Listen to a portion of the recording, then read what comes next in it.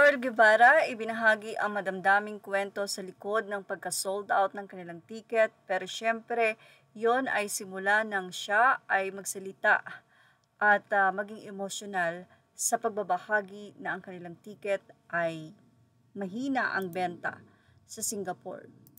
11 hours ago ay muling nagbahagi si Carl Guevara ng The Juans sa nasabi nga pong kwento nila sa pagpunta sa Singapore at pag-stay ng 5 days doon para i-promote ang kanilang ticket. At ilan sa mga nabahagi niya sa kwento para maging sold out nga ang ticket ay ang pag-estima sa kanila ng mga Singapore 18s o yung fans ng SB19 na naka-stay o nagtatrabaho OFW sa Singapore. Hindi nga malilimutan ni The Juans ang bayanihan ng Juanitas, ang kanilang fans, and of course, ang solid supporter fans ng SB19, kundi ang 18.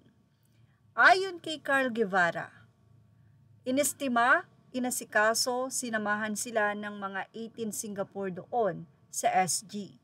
Sila po ay may 5 days upang makisalamuha at makipagkwentuhan sa mga kababayan at sa mga OFW doon sa tulong na rin ng ibang fans at of course ang SB19 18 Singapore. At dito na nga niya ikinuwento ang madamdamin na di umano ay nagkausap sila ni Stel through text.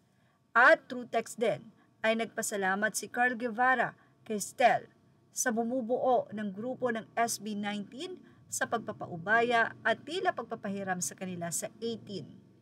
At ang napaka-humble na ibinahagi ng mensahe ni Stel para sa kanya ay narito po. Maraming salamat din sa 18 dito sa Pilipinas, sa buong mundo, and 18 Singapore na naging karamay namin. Talagang sinamahan kami sa lahat ng pinuntahan namin to promote. Actually, share ko lang kagabi, na-chat ko si Stel. Sabi ko sa kanya, uy, thank you.